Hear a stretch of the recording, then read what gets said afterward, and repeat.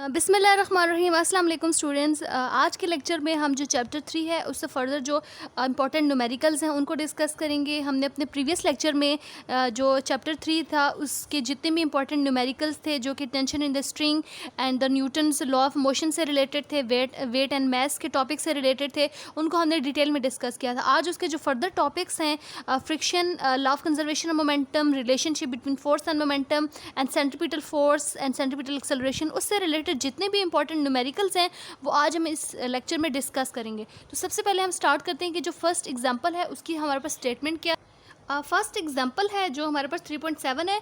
N iron shot of the mass 6 gram is fired with an air gun if velocity of the shot is 62 metre per second, what is its momentum. ठीक है, अब इस question में देखें कि जो भी कोई मास हमारे पास गिवन है वो कितना है, 6 ग्राम है, और वेलोसिटी जो है उस जो भी एयर गन थी उसमें जितना भी आयरन शॉट हुआ, ठीक है, उसकी जो वेलोसिटी है वो गिवन है 62 मीटर पर सेकेंड। हमने मोमेंटम फाइंड करना है। तो दो बहुत आसान न्यूमेरिकल है। अगर आपको मोमेंटम का टॉपिक इजीली आता है और मोमेंटम पता है कि मोमेंटम का फार्मूला क्या होगा, कितने वैल्यूज़ पर डिपेंड करता है, तो आप इसको इजीली सॉल्व कर सकते हैं। ठीक है, तो इसको सॉल्व करते हैं। इसका डाटा अब इस क्वेश्चन में अगर हम यहाँ पे डाटा इसका चेक करें तो मास जो गिवन है क्वेश्चन में वो कितना है, 6 ग्राम है। ठीक है, अब क्वेश्चन में जो 6 ग्राम है, क्योंकि मास का जो ऐसा यूनिट होता है वो किलोग्राम होता है, तो हम सबसे पहले 6 ग्राम को किलोग्राम में कन्वर्ट करेंगे, 1000 से इसको डिवाइड कर देंगे।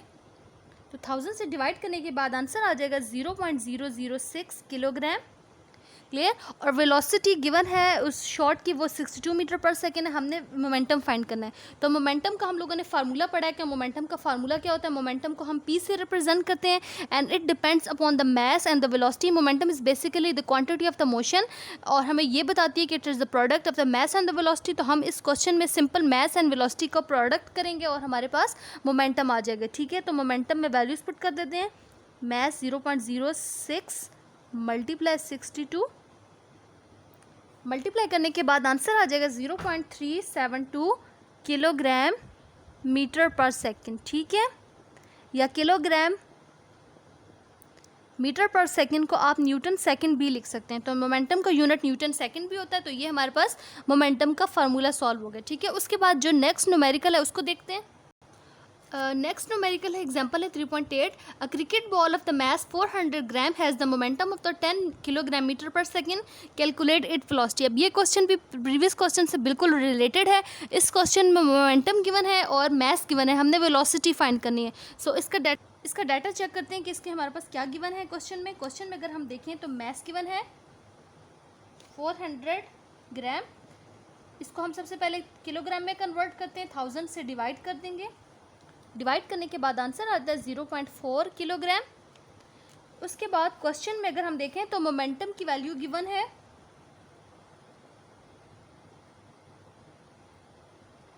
ठीक है, और वेलोसिटी हमने फाइंड करनी है। सो अब इस क्वेश्चन में भी हम मोमेंटम का फार्मूला यूज़ करेंगे। मोमेंटम का फार्मूला होता है P = mv। अब हमने वेलोसिटी फाइंड करनी है, तो वेलोसिटी फाइंड करने के लिए मोमेंटम डिवाइडेड बाय मास हो जाएगा। मोमेंटम की वैल्यू अब इस क्वेश्चन में पुट कर देते हैं। मोमेंटम की वैल्यू है 10 kilogram metre per second divided by जो मास हमने फाइंड किया था 0.5 किलोग्राम। क्लियर। अब इस क्वेश्चन में हम अगर इसको सॉल्व करें तो किलोग्राम से कैंसिल हो जाएगा और 10 डिवाइडेड बाय 4 करेंगे तो आंसर आ जाएगा 25 मीटर पर सेकेंड। ठीक है, तो वेलोसिटी आ जाएगी उस बॉल की, उस क्रिकेट बॉल की, वो कितनी है, 25 मीटर पर सेकेंड उस बॉल की वेलोसिटी आ जाएगी। So this is also very easy numerical. अब हम जो नेक्स्ट न्यूमेरिकल है उसको चेक करते हैं। जो नेक्स्ट एग्जांपल है 3.9। A bullet of the mass 5 gram is fired from a 2 kilogram gun if velocity of the bullet is 600 metre per second, what would be the recoil velocity of the gun. इस question में अगर हम देखें तो bullet है, उसका mass given है 5 ग्राम 50 ग्राम। तो 50 ग्राम को पहले हम किलोग्राम में कन्वर्ट करेंगे। उसके बाद उसकी जो गन का मास है वो कितना ज़्यादा है, 2 किलोग्राम है गन का मास। बुलेट की वेलोसिटी 600 मीटर पर सेकेंड है और हमने रिकॉइल ऑफ द गन यानी वेलोसिटी ऑफ द गन जो है वो हमने फाइंड करनी है, ठीक है। तो इसमें हम law of conservation of momentum वाला फार्मूला यूज़ करेंगे। हमने पढ़ा है कि इनिशियल मोमेंटम जो है सिस्टम का 0 होगा and final momentum, initial and final momentum दोनों क्या होंगे, इक्वल होंगे, ठीक है। तो law of conservation of momentum वाला फार्मूला हम इसमें यूज़ करेंगे, उसकी कंप्लीट डेरिवेशन हम लोगों ने पढ़ी हुई है, वो फार्मूला यूज़ करेंगे, उसको सॉल्व करेंगे। अब इस क्वेश्चन का अगर हम यहाँ पे डाटा लिखें तो एम बी रिप्रेजेंट कर रहा होगा मास ऑफ द बुलेट को, जो कि कितना है 50 ग्राम है। 50 को किलोग्राम में कन्वर्ट करने के लिए हम 1000 से डिवाइड करेंगे तो आंसर आ जाएगा 0.05 kilogram. Velocity of the bullet जो है वो क्वेश्चन में गिवन है 600 मीटर पर सेकेंड, और मास ऑफ द गन भी क्वेश्चन में गिवन है 2 किलोग्राम। हमने वेलोसिटी ऑफ द गन जो है वो फाइंड करनी है, ठीक है। तो इस क्वेश्चन में हम law of conservation of momentum use करेंगे। Law of conservation of momentum, ठीक है। Law of conservation of momentum क्या है, initial momentum is equal to final momentum. और इस जो गन एंड बुलेट वाला जो टॉपिक है उसकी कंप्लीट फार्मूले की जो डेरिवेशन है वो हम लोगों ने पढ़ी, ठीक है। वो क्या था, इनिशियल मोमेंटम 0 था सिस्टम का, क्योंकि सिस्टम रेस्ट पर था जब फायरिंग हुई है। तो उसके बाद बुलेट एंड गन की वेलोसिटीज़ हम यहाँ पे लिख लेते हैं, मास of the bullet, velocity of the bullet plus mass of the gun and velocity of the gun, ठीक है। वो हमने यहाँ पे लिख लिया 0। अब इस फार्मूला में वैल्यूज़ पुट करने के बाद आंसर आ जाएगा। सबसे पहले हम यहाँ पे वैल्यूज़ पुट करते हैं, 0.05 multiply velocity 600 plus mass of the gun 2 kilogram and we have to find the velocity of the gun, ठीक है। तो अब इस क्वेश्चन में इसको हम लोग सॉल्व करते हैं। 0.05 को 600 से मल्टीप्लाई करेंगे तो आंसर आ जाएगा 30 kilogram metre per second plus 2 multiply velocity of the gun. इसको हम सिंप्लीफाई कर लेते हैं, 2 velocity of the gun minus 30, ठीक है। वेलोसिटी ऑफ द गन आ जाएगी 30 डिवाइडेड बाई 2 विच इज़ 15, तो -15 मीटर पर सेकेंड जो है वो recoiling of the gun, velocity of the gun आ गई, और नेगेटिव साइन आ रहा है क्योंकि बुलेट और जो गन है उन दोनों की वेलोसिटीज ऑपोजिट इन डायरेक्शन है, ठीक है। रिकॉइलिंग की वजह से, एक्शन और रिएक्शन की वजह से नेगेटिव साइन यहाँ पे शो कर रहा है, negative sign show the recoiling of the gun. So अब उसके बाद जो नेक्स्ट न्यूमेरिकल है, ठीक है, फ्रिक्शन का टॉपिक जो हम लोगों ने पढ़ा था उससे रिलेटेड जो एग्जाम्पल है उसको सॉल्व करते हैं। नेक्स्ट एग्जाम्पल है, 5 kilogram heavy leather bag is placed on a horizontal wooden plank. How much force is required to set it in motion if the coefficient of the friction between the plank and the bag is 0.6? अब इस question में देखें, एक bag है, ठीक है, जिसका mass given है 5 ग्राम, और वो बॉडी जो है वो एक वुडन ब्लॉक के ऊपर पड़ी हुई है जो कि रेस्ट पे, ठीक है। हमने उसके ऊपर कहते हैं कि कितनी फोर्स रिक्वायर्ड होगी ताकि हम उसकी जो फोर्स ऑफ लिमिटिंग फ्रिक्शन है यानी कि उस फ्रिक्शन को हम कम कर सकें, ठीक है। तो हमने फोर्स जब बॉडी के ऊपर लगाई जाती है तो वो उस फ्रिक्शन से ज़्यादा लगाएगी जी, तभी लगाएंगे तभी ही वो बॉडी जो है वो मोशन में आएगी। तो उस बॉडी के जो कोफिशिएंट है, कोफिशिएंट ऑफ फ्रिक्शन, वो भी क्वेश्चन में गिवन है कि वो कितना है, वो 0.6 है।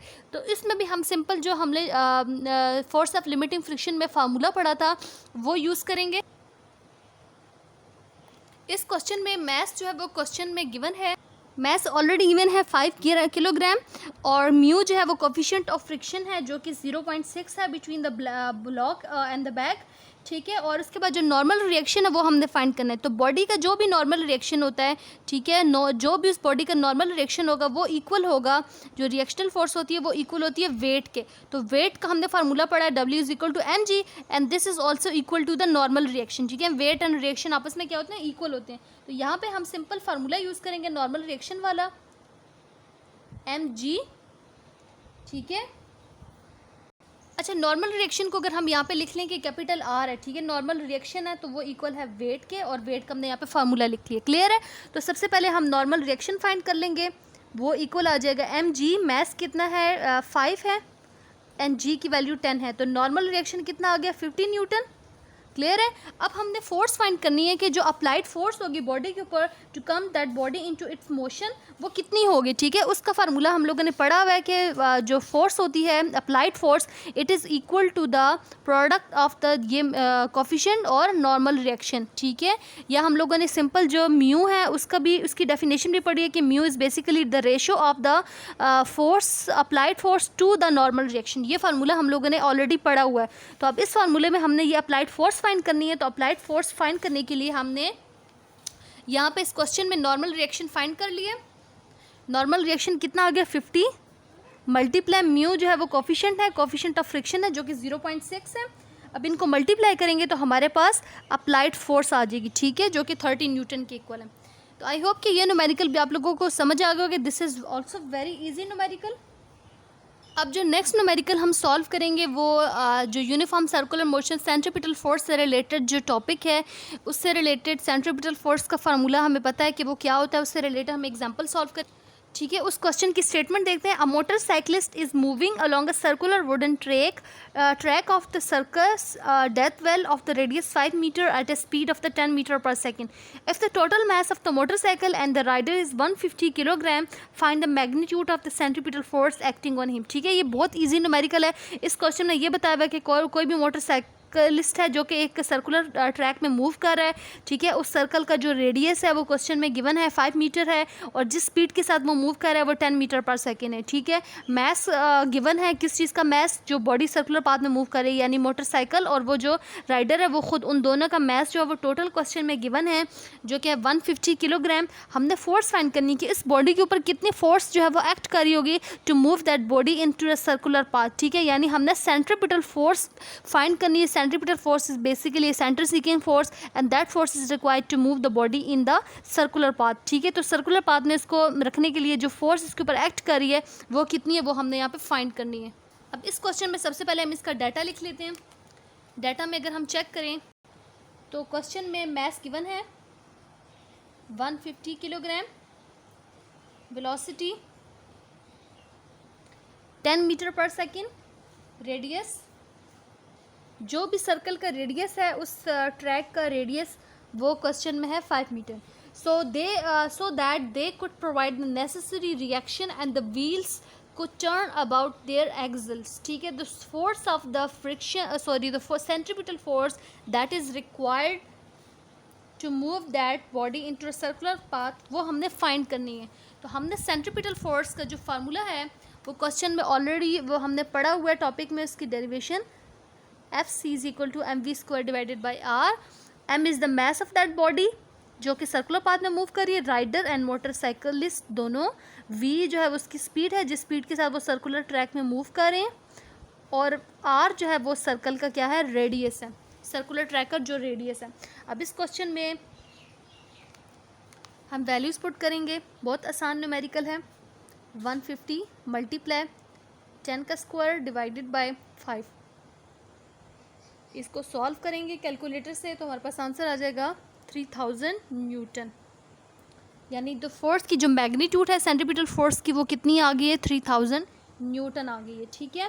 आई होप कि जितने भी न्यूमेरिकल्स थे इस चैप्टर 3 के वो आप लोगों को बहुत अच्छी तरह समझ आ गए होंगे और इस टाइप की जितने भी न्यूमेरिकल्स से रिलेटेड जो भी डाटा होगा वो आप इजीली जो है वो सॉल्व कर सकते हैं। So if you like this video please subscribe this video for the coming next video, ठीक है। तो हमने इसमें अब जो नेक्स्ट चैप्टर है चैप्टर नंबर 4 उससे रिलेटेड जो इंपॉर्टेंट न्यूमेरिकल्स हैं उनको डिस्कस करेंगे। तो आप जब उस चैनल को सब्सक्राइब कर दें ताकि जितनी भी वीडियोज़ हैं वो आप लोग अवेलेबल हों आपके पास।